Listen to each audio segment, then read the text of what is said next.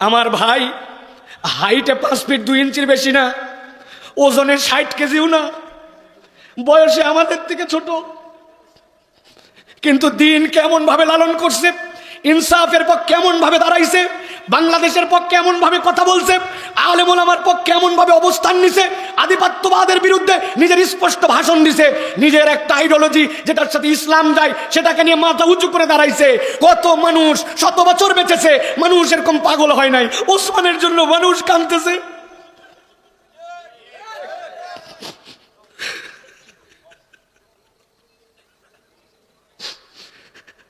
কত মানুষ দেশে রাজনীতি করতেছে, দেখেন এর থেকে বড় বড় পদ আছে, রাজনৈতিক অবস্থান আছে, তাদের বিভিন্ন ট্যাগিং আছে, তাদেরকে টার্গেট করে নাই, টার্গেট করছে ওসমান হাদিকে।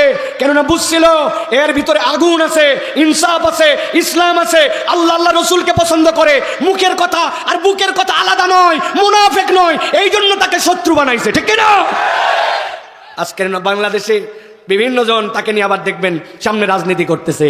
আমি আপনাদের কাছে বলতে চাই, প্রিয় ভাইরা, স্বপ্ন দেখেন নিজের সন্তানকে ওসমান বানাবেন, স্বপ্ন দেখেন ইনসাফওয়ালা আপনার সন্তানকে বানাবেন। কত মানুষ মরে যায় খবর নাই, আর এক মানুষের গুলি খাওয়ার পরে বাংলাদেশ কেন এশিয়া মহাদেশের ইতিহাসে এতটুকু একটা মানুষের জন্য মানুষের এরকম ফিলিংস হয় নাই। এটাই আল্লাহর কবুলিয়া, ঠিক না? ওই জীবনটাই চাই। কে মন চায় না আমার সন্তানটা ওসমান হোক? মন চায় না? তাহলে কেমনি ওসমান বানাবেন? ওসমান বানানোর জন্য বেসিক বুনিয়াদ মাদ্রাসা কেন্দ্রিক তাকে শিক্ষা আপনাকে দিতে হবে, জ্ঞান বিজ্ঞান জানাতে হবে, যুক্তি তর্কে উপস্থাপনের মতো যোগ্যতা থাকতে হবে, মুনাফিকি চরিত্র থাকা চলবে না, কলিজাটা তার আল্লাহর জন্য নিবেদিত হতে হবে। বহু লিডার বহু মানুষকে দেখেছি, কিন্তু আমি আমার ছোট্ট জীবনে কোনোদিন কাউকে বলতে শুনি নাই, এমনকি আমরাও লেকচার দেই, আমরাও বলি না শাহাদতের দিকে তাকাই চলতেছে, জীবন আল্লাহর জন্য দেওয়ার জন্য চলতেছে, যে কোনো সময় আল্লাহ জীবন নিয়ে নিতে পারে, টেনশন নাই, জীবন দেওয়ার মালিক আল্লাহ, তার জন্য কাজ করতেছি। কথায় কথায় আল্লাহর কসমকে এই কথা বলার হিম্মত অনেক হুজুরেরও হয় না, আলেমেরও হয় না, মুফতিরও হয় না, ঠিক না? টার্গেট কেমনি বানাইছে ওসমান রে, বিদায় কেমনি করে দিছে ওসমানকে। আমি আমার তরুণদেরকে বলবো, তরুণ শপথ নাও, 3টা জিনিসের উপরে আমাদেরকে চলতে হবে। 1 নম্বর, লাইফে সত্য এবং সত্যবাদিতার উপরে থাকতে হবে। পৃথিবীর শেষ ব্যক্তি তুমি হবা যে সত্যের পক্ষে থাকবে, দুনিয়া বদল হয়ে যেতে পারে, আমি ইনসাফ এবং সত্যের পক্ষে। রাজি আছো? রাজি আছো? 2 নম্বরে মনে রাখতে হবে এই বাংলাদেশ আমাদের জন্মভূমি, এই বাংলাদেশ আমাদের প্রিয় ভূমি। এই দেশে অনেক লোক আছে ফেক ফেক এই দেশে থাকে, এই দেশকে ভালোবাসে না। এই দেশের ভালোবাসার লোক হচ্ছে ইসলামপন্থীরা। সুতরাং এই দেশের স্বাধীনতা সার্বভৌমত্ব কোনো বুর্জোয়া গোষ্ঠীর দ্বারা সংরক্ষিত হবে না। ওরা স্বার্থবাদী, ওরা কায়েমিবাদী, একমাত্র ইসলামপন্থীদের দ্বারাই এই দেশ নিরাপদ, ঠিক না? 3 নম্বরে মনে রাখতে হবে প্রিয় ভাইয়েরা, ওসমানের আদর্শ কি ছিল, লালন করেছে সে কি হৃদয়ে কি, সে একটা লালন করেছে যে এমন একটা ন্যারেটিভ, এমন একটা বাতায়ন এই দেশের মানুষের উপর দিয়ে ছড়ানো হয়েছে, হুজুর মানে এইরকম, ইসলাম পন্থা মানে এইরকম, এই যারা কোরআন হাদিসের কথা বলে তারা এরকম, আল্লাহ আল্লাহ রসুলের কথা বললে এরকম। এই যে একটা ন্যারেটিভ, এই ন্যারেটিভকে ভাঙতে হবে কি দিয়ে? শিক্ষা দিয়ে, জ্ঞান দিয়ে, যুক্তি দিয়ে, বিদ্যা দিয়ে, আদর্শ দিয়ে নিজেদেরকে মজবুত করে। ফাও ফাও চিৎকার করে লাভ নাই, আবেগের চোখের পানি কালকে শুকায় যাবে, কিন্তু আদর্শবাদী যদি হয় তাহলে চোখের পানি শুকাবে না।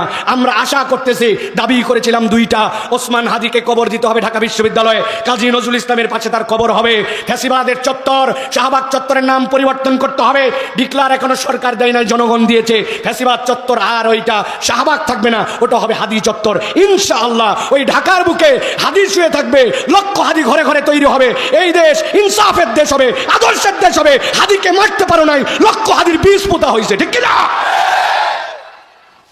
আল্লাহ যেন আমাদেরকে কবুল করেন, আল্লাহ যেন আমার ভাইয়ের শাহাদতকে কবুল করেন, আল্লাহ যেন তার কবরকে প্রশস্ত করে দেন।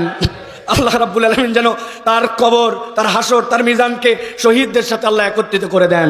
আমাদেরকেও যেন আমার ভাইয়ের সাথে একত্রিত করেন। তার পরিবারকে আল্লাহ ধৈর্য ধরার তৌফিক দান করেন। তার স্ত্রীর গায়রত দেখে নিজের স্ত্রীদের ব্যাপারেও লজ্জা হয়। কি ব্যক্তিত্বশীল নারী, কি ব্যক্তিত্বশীল নারী! এখন পর্যন্ত তার একটা ছবি, একটা ফটো, একটা ফুটেজ, একটা কথা কিচ্ছু মিডিয়াতে নাই। সে তার ঘরের মধ্যে আল্লাহর কাছে সিজদায় রত হয়ে গেছে।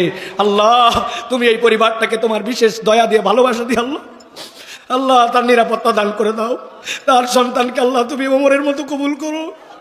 আল্লাহ তার পরিবারের প্রতি তুমি রহম করো। আল্লাহ এই ভাইয়ের আদর্শকে লালন করে আমার যুবকদেরকে আল্লাহ আগামীর বাংলাদেশ বিনির্মাণ করার মতো তৌফিক দান করো। প্রিয় ভাইয়েরা, আমার শরীরটা ভীষণ খারাপ ছিল।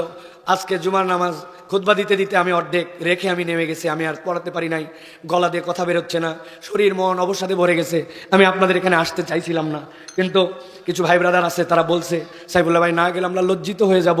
এই জন্য আমি জাস্ট আপনাদের এখানে হাজিরা দেওয়ার জন্য আসছি। যে কথাগুলো বলতেছি প্রত্যেকটা কথায় আমার গলা আমার শরীরে যে এফেক্ট করতেছে এটা আমি জানি, তারপরে আপনাদের এখানে আসছি।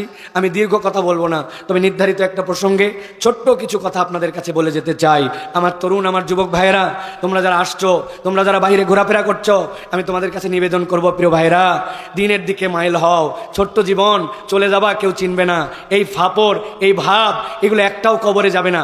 এমন একটা ডেডিকেটেড জীবন যাপন করো যে তুমি চলে যাওয়ার পরে তোমার পদচিহ্ন যেন থেকে যায়, তুমি যেন সমাজে প্রভাব সৃষ্টি করে যেতে পারো। তোমার ব্যক্তিত্বটা সেরকম বানাও, আল্লাহর দিকে আসো, আল্লাহওয়ালা হও, দিনদার হও, চারিত্রিক হও, নিজের চেহারা সুরত চেঞ্জ করো, পোশাক পরিচ্ছদ পরিবর্তন করো। মানুষ তোমাকে সামনে বলে না, কিন্তু পেছনে তোমাকে পছন্দ করে না, চলে যাওয়ার পরে বেয়াদব বলে তোমাকে সম্বোধন করে। এটা কোনো মানুষের জীবন হতে পারে না ভাই। নিজের জীবনটা পরিবর্তন করো।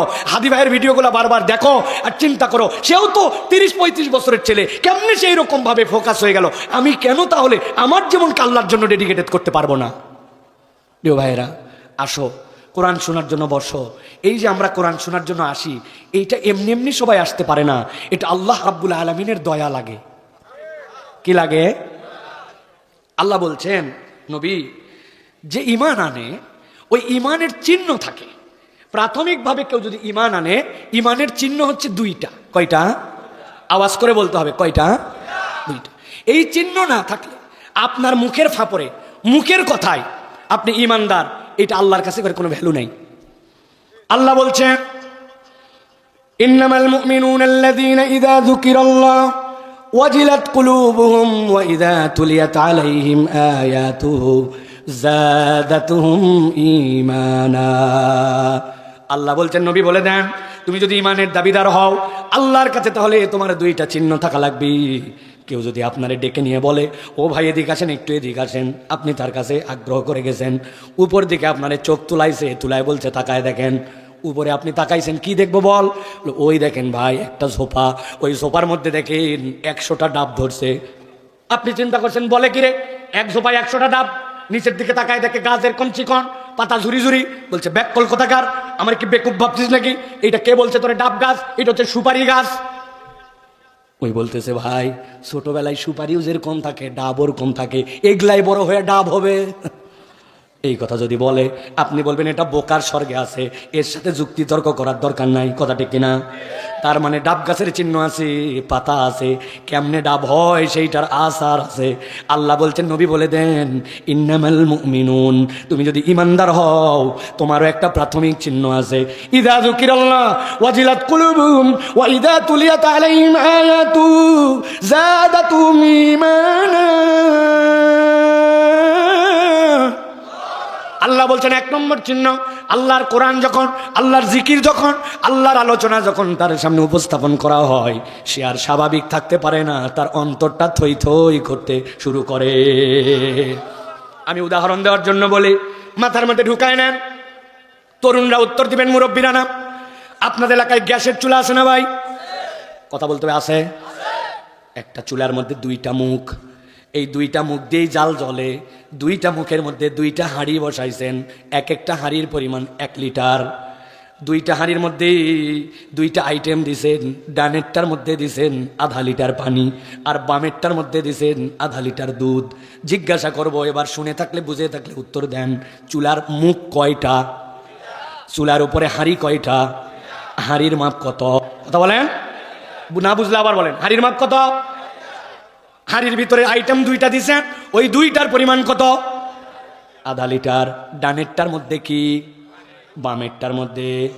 নিচের মধ্যে থেকে আগুন লাগাই দিছেন। কুমিল্লার মুসলমান বুদ্ধি খাটায় বলেন, পরিমাণ 1, হাঁড়ি 1, জাল 1, কিন্তু ডানেরটা পানি আর বামেরটা দুধ। আপনি 5 মিনিট পরের থেকেই সতর্কতার সাথে কোনটার দিকে লক্ষ্য রাখবেন, পানি না দুধ? ডানে যারা আসো আমাদের সাথে, তোমরা ওই ডানে কোনায় যারা আছেন আমাদের সাথে, কোনটায় লক্ষ্য রাখবেন? কারণ কি? কারণ দুধের একটা ধর্ম আছে, পানি জ্বলতে জ্বলতে শুকাবে, শুকায় হয়তো পুড়ে যাবে, হাঁড়ি পুড়বে, তবে দুধ পোড়ার আগে উতলাবে, উতলায় হাঁড়ির থেকে বেরোবে, ওইটা পোড়ার পরে আশপাশে গন্ধ ছড়াবে, জনগণকে জানাবে, এরপরে সে শেষ হবে। আবার সুযোগ যদি হয় এমন উতলায় যাবে জাল পর্যন্ত নিভে যেতে পারে।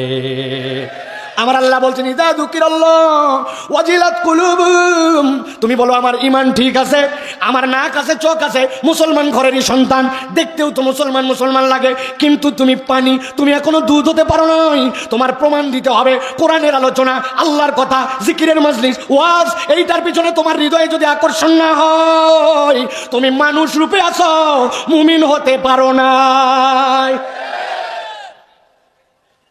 আল্লাহ বলছেন 2 নম্বর কি হবে? আল্লাহ বলছেন ওয়াইদা তুলিয়াত আলাইহিম আয়াতুহু, আল্লাহর আয়াত যখন সে তেলাওয়াতটা শুনে ফেলবে। ব্যাখ্যা কি মুফাসসিররা করেছেন, কেবল তেলাওয়াত মানে ইমাম সাহেব পড়লো এটা নয়, বরং এই তেলাওয়াত মানে আল্লাহর হুকুম সে জানে, হালাল জানে, হারাম জানে, আল্লাহর বিধান জানে, এইটাতে তার দিলের মধ্যে এমন আকর্ষণ হবে। আল্লাহ বলছেন যাদাতুম ঈমানা, আল ঈমানু ইয়াজিদু ওয়া ইয়ানকুসু, ঈমান বাড়ে কমে। আল্লাহ তার ঈমানকে এমন লেভেলে নিয়ে যাবেন, ওই বান্দা আল্লাহ ছাড়া কারো উপরে আর তাওয়াক্কুল করবে না, ভরসা করবে কার উপরে? আল্লাহর উপরে। কিভাবে হবে? আল্লাহ বলছেন আল্লাহর আয়াত অনুধাবন করতে হবে। কি অনুধাবন করলাম?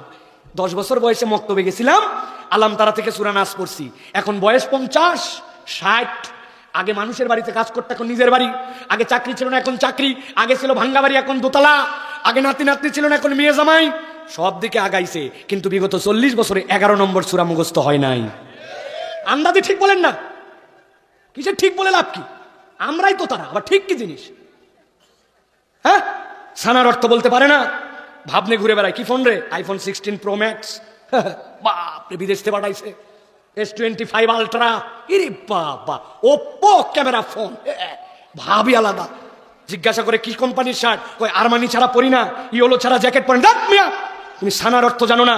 তুমি জানাজার পিছনে দেওয়ার পরে জানাজার দোয়া না জেনে কুত্তার মতো তুমি মুখ বন্ধ করে থাকো। মানুষ আর কুকুরের মধ্যে পার্থক্য কোথায়? কি হবে তোমার এই ফুটানি মারে? তুমি দিন বুঝো নাই? নামাজের ভিতরে ফরজ কয়টা, বাইরে ফরজ কয়টা তুমি জানো না? কি লাভ ফুটানি মারে? লাভ কি? খবর নিয়ে দেখেন আপনার ঘরে এরকম ফুটানিওয়ালা পোলা পান। রাগ হচ্ছেন না আপনারা? আল্লাহর রাস্তায় একটু রাগ হন, রাগ হন। আজকে রাগ করেন, রাগ করে অনেক সময় মানুষ অনেক কিছু করে। এত শুয়ে যায়েন না একবারে, আপনার লজ্জা করা উচিত। আপনার বাড়ির থেকে সকাল 8টার সময় কোচিং এ যায় নাই, বাবা মা পিটায়, এত মারেন কেন? আর বলেন না হুজুর ক্যালকুলাস পারে না, গণিত পারে না। এক শিক্ষক দিছি মুরাদনগরে, মাসে মাত্র 8 দিন পড়াই, 2000 টাকা বেতন নেই, চান্সই নাই, তো অনুরোধ করে ঢুকাইছি। বেয়াদব, 8টা বাজে যাই নাই কোচিং এ, মারবো না মানে?